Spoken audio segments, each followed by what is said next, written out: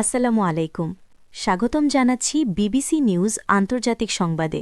শুরুতেই সংবাদ শিরোনাম, এরপর দেখবেন বিস্তারিত। ব্রিটিশ সেনাদের ওপর আবারও ইরানের হামলা। ইরানের হাসপাতালে যৌথ হামলা করল যুক্তরাষ্ট্র ও ইসরায়েল। এবার ইরানের পরমাণু স্থাপনায় যৌথ হামলা। পরিণতি কি সামলাতে পারবে যুক্তরাষ্ট্র ও ইসরায়েল? দর্শক, এতক্ষণ শুনছিলেন সংবাদ শিরোনাম। এখন বিস্তারিত। আপনি যদি ইসরায়েলের ধ্বংস চান, মুসলিমদের পাশে থাকেন, তাহলে চ্যানেলটি লাইক দিয়ে সাবস্ক্রাইব করে পাশে থাকুন।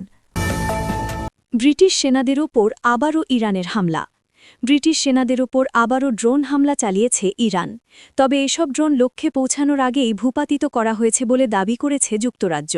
সোমবার ২ মার্চ আল জাজিরার এক প্রতিবেদনে এ তথ্য জানানো হয়েছে।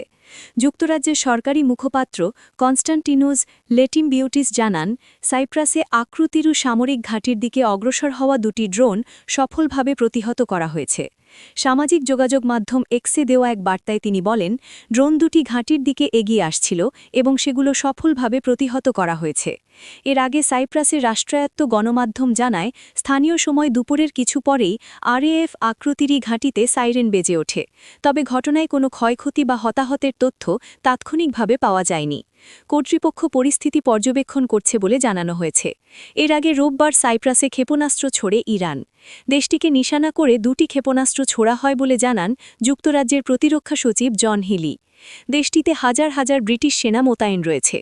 ব্রিটিশ সংবাদ মাধ্যম স্কাই নিউজকে দেওয়া এক সাক্ষাৎকারে তিনি বলেন, আমরা মনে করি না ক্ষেপণাস্ত্রগুলো সরাসরি সাইপ্রাসকে লক্ষ্য করে ছোড়া হয়েছিল।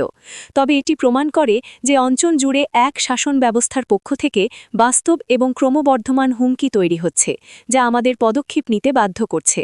তিনি জানান, শনিবার ইরানের হামলায় ছোড়া ক্ষেপণাস্ত্রের কয়েকটি বাহরাইনে অবস্থানরত ব্রিটিশ সেনাদের অবস্থান থেকে মাত্র কয়েকশো গজ দূরে আঘাত হেনেছে। ইরানের হাসপাতালে যৌথ হামলা করল যুক্তরাষ্ট্র ও ইসরায়েল। ইরানের রাজধানী তেহরানের একটি হাসপাতালে যৌথ বিমান হামলা চালিয়েছে যুক্তরাষ্ট্র ও ইহুদিবাদীরা। ইরানি বার্তা সংস্থা ইসনা স্থানীয় সময় রোববার এ তথ্য জানিয়ে বলেছে, তেহরানের গান্ধী হাসপাতালে হামলা চালিয়েছে যুক্তরাষ্ট্র ও ইহুদিবাদীরা। পরিস্থিতি ভয়াবহ।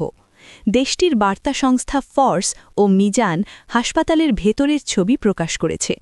এতে দেখা গেছে হাসপাতালের ছাদ খসে পড়েছে এবং কিছু খালি হুইল চেয়ার পড়ে আছে। ভবন থেকে কালো ধোঁয়া বের হচ্ছে। এদিকে থেমে নেই ইরানও। মধ্যরাতে ইসরায়েলে ভয়াবহ হামলা শুরু করেছে তেহরান। জানা গেছে, ইসরায়েলকে লক্ষ্য করে নতুন করে মিসাইল হামলা শুরু করেছে ইরান। গত ১ ঘণ্টার মধ্যে অন্তত ৩ বার মিসাইল ছুড়েছে দেশটি, যার প্রভাবে ইসরায়েলের বেশিরভাগ জায়গায় সতর্কতামূলক সাইরেন বাজছে। The Times of Israel Bangladesh সময় সোমবার রাত 1:45টার দিকে জানায়, ইরান নতুন করে মিসাইল ছুড়েছে। এতে করে দক্ষিণাঞ্চলে সাইরেন বাজছে। জনগণ আতঙ্কিত হয়ে বাংকারে লুকাচ্ছেন। এবার ইরানের পরমাণু স্থাপনায় যৌথ হামলা। পারমাণবিক স্থাপনায় হামলা হয়েছে বলে জানিয়েছে ইরান। দেশটি জানিয়েছে, রোববার যুক্তরাষ্ট্র ও ইসরায়েলের সামরিক অভিযানে নাতাঞ্জ পারমাণবিক স্থাপনাকে নিশানা করা হয়েছে। সোমবার ২ মার্চ আল জাজিরার এক প্রতিবেদনে এ তথ্য জানানো হয়েছে। প্রতিবেদনে বলা হয়েছে, জাতিসংঘের পারমাণবিক পর্যবেক্ষণ সংস্থায় IAEA তে নিয়োজিত ইরানের রাষ্ট্রদূত রেজা নাজাফি বলেন, ইরানের পারমাণবিক স্থাপনা নাতাঞ্জ যৌথ অভিযানের সময় আঘাতপ্রাপ্ত হয়েছে। ভিয়েনায় অনুষ্ঠিত আন্তর্জাতিক আণবিক শক্তি সংস্থার ৩৫ সদস্য বিশিষ্ট বোর্ড অব গভর্নর্সের বৈঠকে সাংবাদিকদের তিনি বলেন, তারা আবারও গতকাল ইরানের শান্তিপূর্ণ ও সুরক্ষিত পারমাণবিক স্থাপনাগুলোতে হামলা চালিয়েছে। বার্তা সংস্থার রয়টার্সের পক্ষ থেকে কোন স্থাপনায় হামলা হয়েছে জানতে চাইলে তিনি জবাব দেন নাতাঞ্জ।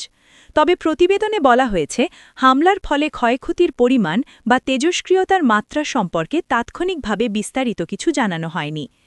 এর আগে ইরানের Islamic Revolutionary Guard Corps IRGC জানিয়েছে, যুক্তরাষ্ট্র ও ইসরায়েলের ইরানে বোমাবর্ষণের জবাবে তারা প্রতিশোধমূলক হামলার ষষ্ঠ ধাপ শুরু করেছে। ইতোমধ্যে মধ্যপ্রাচ্যের ২৭ মার্কিন ঘাঁটিতে তারা হামলা চালিয়েছে বলে ইরানের রাষ্ট্রীয় গণমাধ্যমে প্রকাশ করা হয়েছে। আইআরজিসি দাবি করেছে তারা ইসরায়েল এবং মধ্যপ্রাচ্যে অবস্থিত যুক্তরাষ্ট্রের সামরিক ঘাঁটিগুলোতে ব্যাপক ক্ষেপণাস্ত্র ও ড্রোন হামলা চালিয়েছে। তাদের বক্তব্য অনুযায়ী ওই অঞ্চলে থাকা ২৭টি মার্কিন সামরিক ঘাঁটি লক্ষ্যবস্তু করা হয়েছে। এছাড়া ইসরায়েলের তেল নোফ বিমান ঘাঁটি, তেল আবিবে অবস্থিত ইসরায়েলি সেনাবাহিনীর কমান্ড সদর দপ্তর হা কিরিয়া এবং একই শহরের একটি বৃহৎ প্রতিরক্ষা শিল্প কমপ্লেক্সেও হামলা চালানোর দাবি করেছে আইআরজিসি।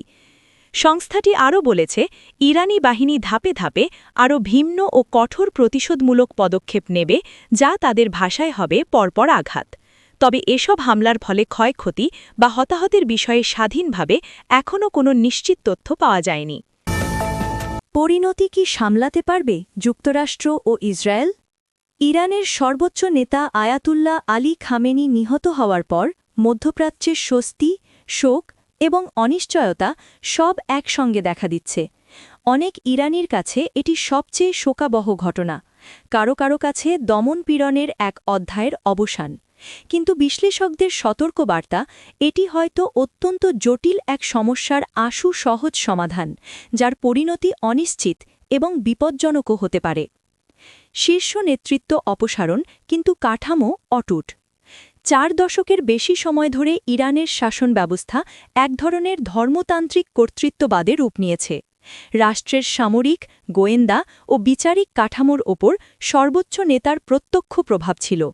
খামেনির মৃত্যুর সঙ্গে সঙ্গেই শুধু একজন ব্যক্তির অবসান ঘটেছে, কিন্তু তার নির্মিত ক্ষমতার কাঠামো কি ভেঙে পড়েছে? ইসরায়েলি কর্মকর্তারা ইঙ্গিত দিয়েছেন, ইরানের শীর্ষ নেতৃত্ব একত্রিত হওয়ার সুযোগে হামলাটি দ্রুততর করা হয়। মার্কিন প্রেসিডেন্ট ডোনাল্ড ট্রাম্পও ইঙ্গিত দিয়েছেন, বিকল্প নেতৃত্ব নিয়ে তার চিন্তা ছিল, তবে তিনি প্রকাশ্যে কোনো নাম বলেননি। এখন প্রশ্ন, তেহরান কাকে সামনে আনবে? ভেনেজুয়েলার মতো নয় ইরান। কিছু বিশ্লেষক যুক্তরাষ্ট্রের অতীত কৌশলের সঙ্গে তুলনা টানছেন, যেমন ভেনেজুয়েলায় মার্কিন প্রশাসন নিকোলাস মাদুরোর বিকল্প হিসেবে বিরোধী নেতৃত্বকে সামনে আনার চেষ্টা করেছিল। কিন্তু ইরানের বাস্তবতা সম্পূর্ণ ভিন্ন। ৯ কোটির বেশি মানুষের দেশটিতে লাখ লাখ মানুষ সরাসরি বা পরোক্ষভাবে রাষ্ট্রীয় কাঠামোর ওপর নির্ভরশীল।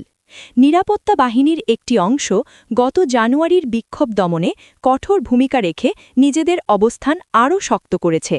আপনি যদি মুসলিমদের পাশে থাকেন ও ইসরায়েলের ধ্বংস চান, তাহলে চ্যানেলটি অবশ্যই লাইক দিয়ে সাবস্ক্রাইব করে দেবেন।